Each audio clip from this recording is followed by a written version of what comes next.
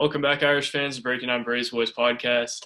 Notre Dame's tournament hopes are narrowly alive after that one. If you lose that game, your tournament hopes are not looking great, and Notre Dame just kept them alive behind a last-second layup by Prentiss Hubb and then a stop by Prentiss Hubb. So, not a great last few minutes for Prentiss Hubb, but made plays down the stretch. Cormac Ryan hit 2 big free throws, and Notre Dame barely squeaks out of Burr Gymnasium with a win, which is a quad 3 now.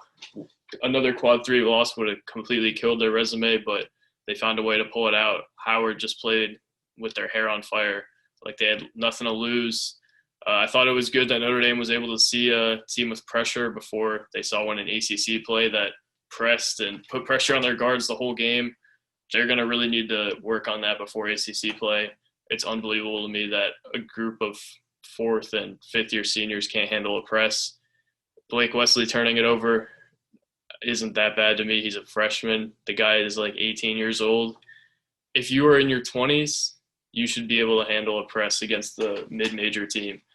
And Notre Dame's guards could not do that today all that well, except for the last possession where they took advantage of it and found a way to get to the rim at the end. But, man, that was way too close. Howard came out with their hair on fire, and credit to them. They played really hard. They got some real talent there. I don't want to completely dismiss them. Notre Dame should have won that game by a lot more, but Howard has some guys that could definitely be playing Power 5 basketball and might be in the future. So shout out to them. They played really well. And this was just a cool event. It wouldn't have been as cool if Notre Dame had won, but Notre Dame got to go to the MLK Memorial yesterday. They had the warm-up shirts honoring former Notre Dame players. Got to play in a cool environment they normally wouldn't have been able to play into. And this is a game that means a lot to a lot of people. And shout out to Mike Bray and the Howard staff for making it happen. Only thing that could have made it better was Notre Dame won by a few more points and Gus Johnson that was on the call. But just a cool game with a lot of pop and circumstance behind it. And obviously means a lot to a lot of people. So good on them for actually scheduling this game and Bray not being afraid to go into an environment like this. And maybe he should have been based on the result. But Notre Dame came out really flat, got pressured a bit. Like I said, I thought that would be good for them, and I still think it probably will be in the long run now that they escaped this. But, man, did that scare me when they couldn't beat a press. It's been 4 years, and these guys still can't beat one. They've got to be able to beat a press. Like, I feel like beating a press isn't that hard of a thing to coach a team on, and they still haven't learned it after 4 years. They don't have the cohesiveness in that area to do it so far. And the guys just panic when they have the ball in their hands in that kind of instance. And that wasn't really even the worst part of the game. It was the flat start. They didn't take care of the ball all that well at all. I think they had 13 turnovers last time I checked, finished with 17 turnovers, which is well above their average of like 10.5, which they've had this year. 9 in the first half, and then was it 8 in the second half? So I just think they got to take care of the ball a lot better, and they're going to do that in ACC play. I don't think this is going to be a huge thing. I think it's more of them kind of playing down and then playing on short rest and underestimating the team they were playing, which seems to be kind of a common theme. Nobody cares how you win in March if you do this. Like, the committee is not looking at their resume and being like, wow, you only beat Howard by 3 and you almost choked it. No, but there's a continual theme of playing down, which I think is concerning. Only beat Howard by 3, really struggled with them.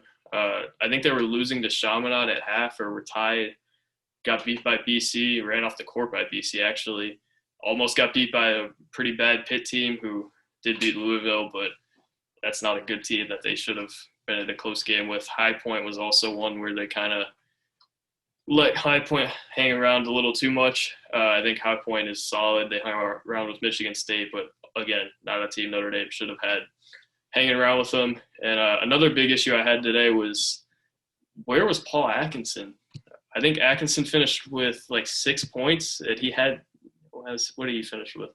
He finished with 8 points, and he had 6 in the first like 3 minutes of the game. He didn't ever get post touches throughout like the entire game. Paul Atkinson could have been a guy who really got him going offensively today, and they didn't really use him. they need to be much more intentional in games like this of going to their safety blanket, a guy who can get him a bucket pretty much any time in one-on-one.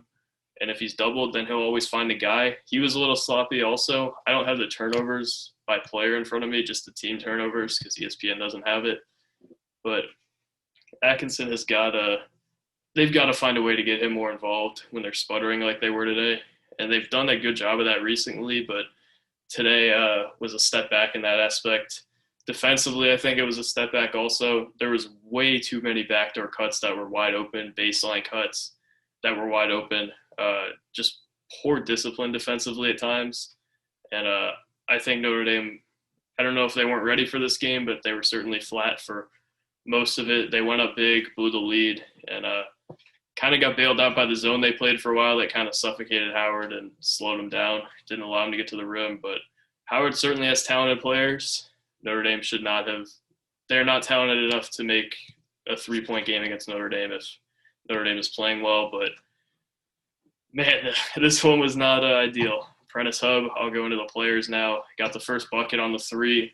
I thought he shot it better today. Had a nice sequence at the end where he got that layup and then got a stop, kept the guy in front of him. It wasn't that hard too though because they were up three, but didn't allow him to make a play. Really made him take a bad shot, but I still don't think he looks the same going through the lane. His shot looks better though, and I think today was a net positive for Prentiss Hubb. Only 2 assists and kind of I was doing a post-game show actually while they were struggling with the press. I didn't think it would be this close. They were up like 11 with like 2 minutes, so I started the post-game. Looked back, and it was a 3-minute game when the press was on. But so I didn't see exactly who turned it over, and I don't have the stats in front of me, but I assume Hubb was a big part of them not being able to break it, and that's not good. If you are a fourth-year senior, you cannot be turning it over against a mid-major press. And I thought he was generally better today, but still has struggled in areas that he's struggled with for 4 years. So I don't know that that's ever going to be fixed completely, but they're going to have to find a way to work through that. Blake Wesley, not a great showing by him today. Got that reverse layup, which I thought was going to be the dagger. Finished with 13. Didn't play all that well, though. Was really forcing it.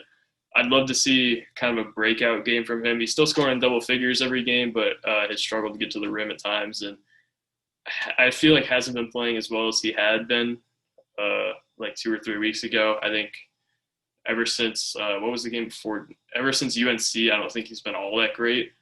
But he's still been fine and still been good enough for them to win. Turnover issues with him, I'm not really worried about. He's a freshman. The seniors, I'm much more worried about that. I'm more worried about Blake not being able to get things going and forcing things, but I'm not really worried about Blake at all. He's fine. He's gonna get better in those areas. I know he will. And wasn't a great game for him today, but still made some big plays late that I thought was gonna be the dagger, but didn't end up being.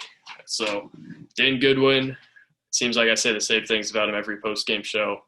Was reliable, Mr. Reliable, had a 7-point stretch to kind of keep Notre Dame's head above water, put them up 45-42, and then just kept making plays down the stretch and doing things that could put Notre Dame in a spot to win this game.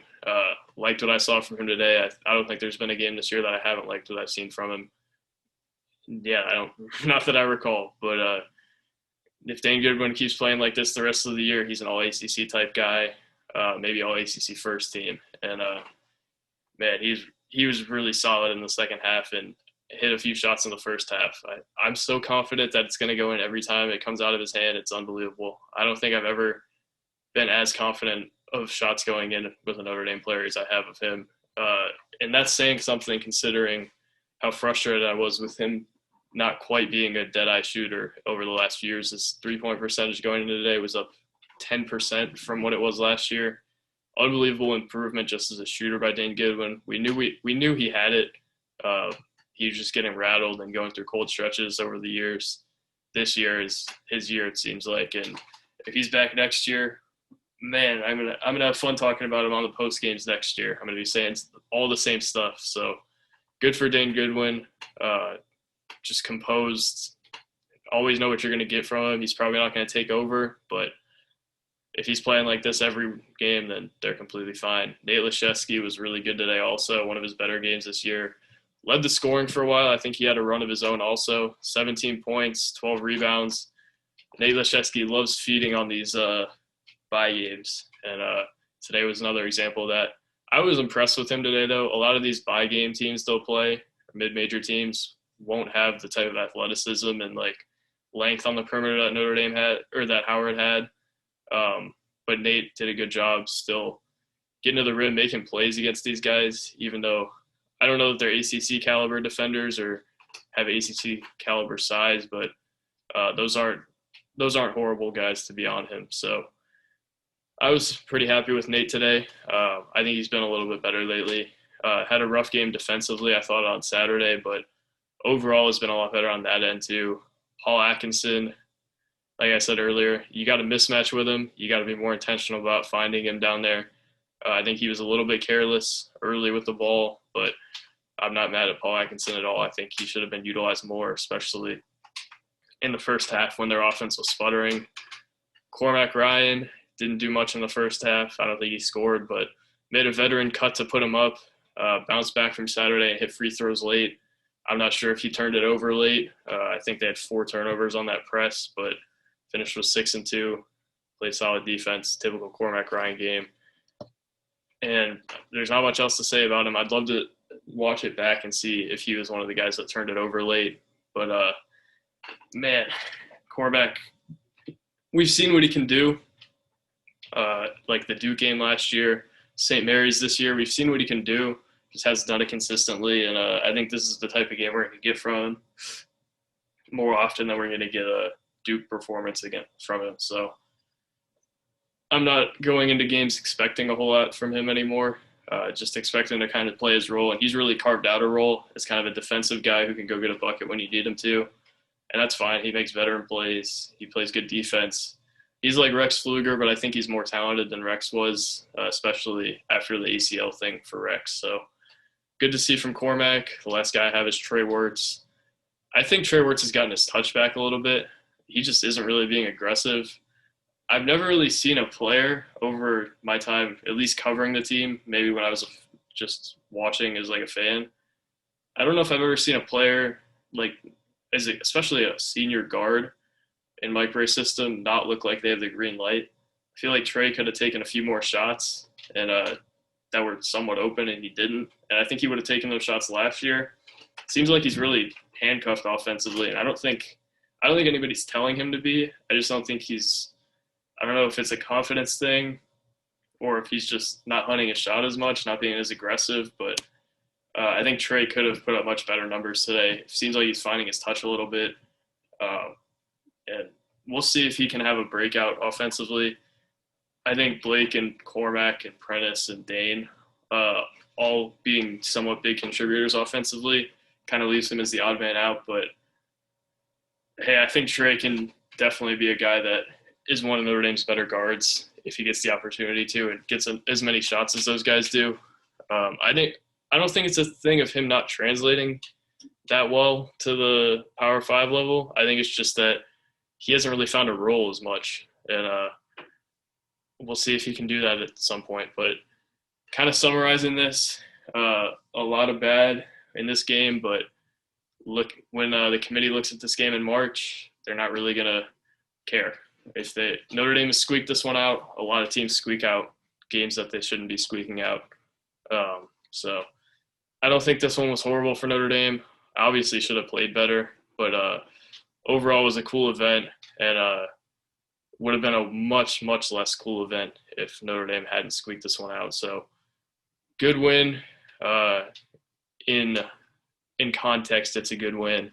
Certainly what didn't look like one, and they're going to need better in ACC play, especially on Saturday when they go to Louisville. But that's kind of all I got. I'm going to do a video about Notre Dame's resume in a little bit, probably later tonight actually. But so if you don't see the shirt change, then that's why. But thank you guys for watching. I'll be back later this week with a resume show and then a Louisville recap on Saturday. So Notre Dame's tournament hopes are still alive and well. Almost weren't, but they're going to have to start winning some games in ACC play again like they were earlier last week. So thank you guys for watching.